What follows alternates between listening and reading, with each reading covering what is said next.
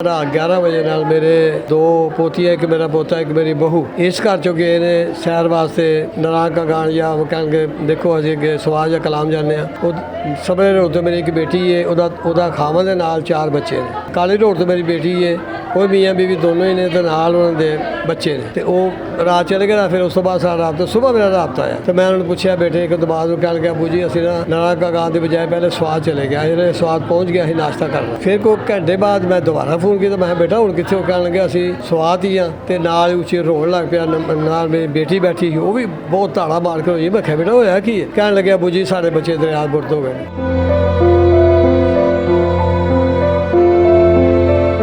दरिया बह गए को पता नहीं चलता पाया। बस इन्नी गल तो बाद फिर मैनू मेरा उन्होंने राबता खत्म हो गया, मेरा उन्होंने राबता नहीं होया कोई।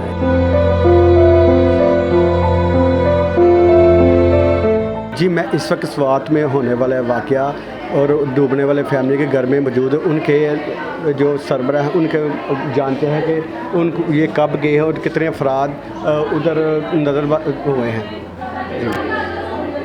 कल जी शाम को तकरीबन ना रात 11 वजे नाल मेरे दो पोतियां, एक मेरा पोता, एक मेरी बहू इस घर चो गए ने सैर वास्ते नारायण का गान या कह देखो असीं अगे सवाल या कलाम जाने सबरे रोड तो मेरी एक बेटी है, ओदा खावन दे नाल 4 बच्चे ने। एक सबरे काली रोड तो मेरी बेटी है, वो मियाँ बीवी दोनों ही ने, तो नाल उन्होंने बच्चे ने। तो वो रात चले गए, फिर उस तो बाद सारा रात सुबह मेरा राबता आया। तो मैं उन्होंने पूछा बेटे एक दमाद कह गया अबू जी असी ना नारायण का गान के बजाय पहले स्वाद चले गया, जिन्हें स्वाद पहुँच गया नाश्ता करना। फिर कोई घंटे बाद मैं दोबारा फोन किया, मैं बेटा हूँ कितने कह लगे असी स्वाद ही हाँ, तो नाल उच्ची रोन लग पाया। नाल मेरी बेटी बैठी वो भी बहुत धाड़ा मार के होई। मैं क्या बेटा होया की कह लगे अबू जी साढ़े बच्चे दरिया बुर्द हो गए, दरिया बह गए को पता नहीं चलता पाया। बस इन्नी गल तो बाद फिर मैनू मेरा उन्होंने राबता खत्म हो गया, मेरा उन्होंने राबता नहीं होया कोई। जी इनके सरबराह का आपने सुना है, इसके सरबराह का कहना है कि ये वाक़या स्वाद में पेश आया है, जहाँ पर उनको कॉल आई है कि 6 उनके टोटल ये 21 अफराद थे, उनमें से 10 अफराद जो पानी की नज़र हो गए हैं और बाकी जो रह गए हैं इनका ये कहना है कि हुकूमत को चाहिए कि इनकी मदद करे और उनको डेड बॉडी को ले कर हमें दी जाए। बिस्मिल्लाहिर्रहमानिर्रहीम। ये आज मुहर्रम की यकम है और 27 जून है। कल डस्का से सैर और सियाहत के लिए स्वात की तरफ कुछ लोग गए थे। मंगोरा के पास दरिया स्वात में सैर सपाटा करते हुए बच्चे नीचे खेल रहे थे और उसमें हमारे भाई अब्दुल साहब, उनकी बीवी रुबीना, उनका बेटा अब्दुल्ला और 2 और बच्चियाँ ये दरिया बुर्द हुई हैं, सैलाब की नज़र में हुई हैं। इसी तरह इनके डॉक्टर अब्दुर्रहमान साहब के दामाद थे मोहसिन, उनकी बीवी फौजिया वो भी साथ थी और उसके बच्चे। शुनीद में ये आया कि 10 बच्चे हलाक हुए हैं, 6 की डेड बॉडीज़ मिल गई हैं, 4 की अभी नहीं मिली, उसकी तलाश जारी है।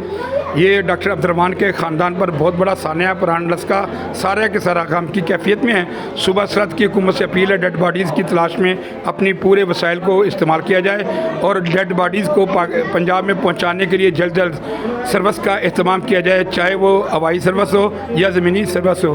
2-3 मेरी बेटियां ने, एक मेरा बेटा वे, वो बच्चे ने, तो 3 बेटियां ने।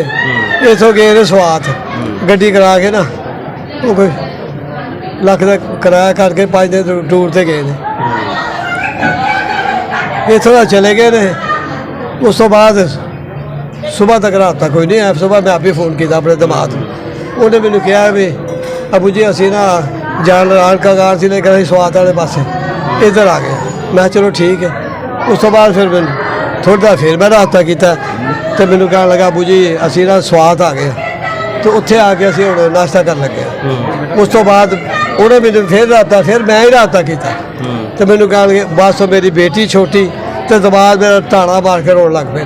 मैं क्या अबू जी साढ़े बच्चे रुड़ गए। तो बाकी जो वो पता सानू कोई नहीं लगता पाया, साडा राबता कोई नहीं उत्थे हुंदा पाया, क्योंकि वो जेडे मेरे दमाद है ना सानू इन्ना ही पता लगा कि वो दरिया रुड़े ने, लेकिन पता कोई नहीं लगता। बच्चे हैं तस्वीर बनाते हूँ अगों समझ नहीं आती कोई। जी बच्चे जेडे ना वो सारे दे बच्चे तकरीबन मेरी वड्डी पोतरी है सलाम की बच्ची है, नाल मतलब है कि छोटी 17 साल की 19 साल की है, पोतरा जरा को 15-16 साल का।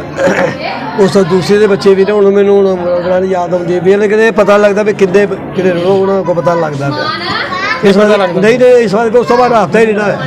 ਬਸ ਇਹਨਾਂ ਦੇ ਬੱਚੇ ਰੁੜ ਗਏ ਨਾਲੇ ਰੋਂਦੇ ਹਨ ਵੀ ਬੜੇ ਕਲਾਉਂਦੇ ਹਨ। ਉਸ ਤੋਂ ਬਾਅਦ ਸਾਰਾ ਹਫ਼ਤਾ ਕੋਈ ਨਹੀਂ ਉਹਨਾਂ ਨਾਲ ਆਇਆ। ਬੇਟਾ ਵੱਡਾ ਜਿਹੜਾ ਉਹ ਚਲਾ ਗਿਆ ਉਸ ਵੇਲੇ ਅਬਦੁਲ ਸਲਾਮ ਸੁਬਾਹ ਦੇ ਚੱਲ ਗਿਆ ਵੇ ਉੱਧਰੋਂ ਜਿਹੜੇ ਮੇਰੀ ਫੌਜੀਆ ਬੇਟੀ ਹੈ ਉਹਨਾਂ ਦੇ ਚਾਚੇ ਦੇ ਬੇਟੇ ਵੀ ਗੱਡੀ ਕਰਾ ਕੇ ਚੱਲ ਗਏ ਤੇ ਉਹਨਾਂ ਨਾਲ ਸਾਰਾ ਹਫ਼ਤਾ ਕੋਈ ਨਹੀਂ ਹੁੰਦਾ। ਹੁਣ ਉੱਥੇ ਪਹੁੰਚਣ ਤੇ ਫਿਰ ਪਤਾ ਲੱਗੇ ਮੇਰੇ ਸਾਹਿਬ ਅਸੀਂ ਤਾਂ ਰੁੜ ਗਿਆ ਕਿਉਂਕਿ ਨੁਕਸਾਨ ਹੁਣ ਸਹੀ ਪਤਾ ਨਹੀਂ ਲੱਗਦਾ ਪਿਆ ਸਾਨੂੰ। ਉੱਥੇ ਰਾਬਤਾ ਉਹਨਾਂ ਨਾਲ ਹੋਵੇ ਤਾਂ ਫਿਰ ਪਤਾ ਲੱਗਦਾ ਲੇਕਿਨ ਬੱਚੇ ਹੀ ਜਿਹੜੇ ਨੇ ਉਹ ਇਹ ਦੱਸਦੇ ਨੇ ਪਿਓ ਹੁਣ ਇਹ ਨਹੀਂ ਪਤਾ ਮੇਰੀ ਉਹਦੀ ਬਹੂ ਵੀ ਹੈ ਨਾਲ ਹੁਣ ਸਾਨੂੰ ਉਹ ਇਹਨਾਂ ਕੋਈ ਨਹੀਂ ਕਿਉਂਕਿ ਉਹਨਾਂ ਦਾ ਰਾਬਤਾ ਕੋਈ नहीं वो बेचारे बड़े परेशान ने। फ्लड आया रेला जो भी हुआ है तो बच्चे बह गए हैं उनमें से जो बड़े लोग हैं उनमें से बाजी और बाकी लोग महफूज है। बच्चों में से अभी तक जो पता चला है उसमें से भाभी की डेथ हो चुकी है उनके 2 बच्चों की डेथ हो चुकी है बाजी के 2 बच्चों की डेथ हो चुकी है और 2 बच्चे रिकवर हुए हैं बकौल उनके वो भी ठीक है तो 2 बच्चे अभी तक लापता उनका कोई पता नहीं। टोटल कितने लोग गए थे? टोटल बड़े भाई के 3 बच्चे थे छोटे की 4 थे उसके छोटे 4 8 3 14-15 लोग थे 19 लोग बताए जा रहे हैं। मुझे अब जो सिचुएशन है मुझे नहीं पता जो भी है। आप क्या मुतालबा करेंगे वहाँ उनकी मैतें जो तलाश करने के हवाले से क्या मुतालबा करेंगे वहाँ की हुकूमत को? हुकूमत को क्या मतलब वो अभी तक तो ये पता चला रेस्क्यू टीमें कोशिश कर रही हैं तो अल्लाह से यही दुआ है कि अगर जो लोग नहीं मिल रहे वो मैं जिंदा मिल जाए। बाकी जो है उनके लिए रिक्वेस्ट की है कि उनकी डेड बॉडी को ना वापस भेज दिए जो फीमेल है साथ में उनको वापस भेज दिया जाए डेड बॉडी के साथ ही और अगर कोई मेल वहाँ पे रुकना चाहे तो वो रुक लें ताकि अगर कोई और मिल जाए तो अच्छी। इसके अलावा भी पता चला है 80 के करीब लोग जो है ना इस हादसे का शिकार हुए हैं हमारी फैमिली के अलावा भी। तो अल्लाह ताला जिनकी अभी तक बच्चे या औरतें जो भी फैमिली नहीं मिल रही अल्लाह सबको महफूज रखे।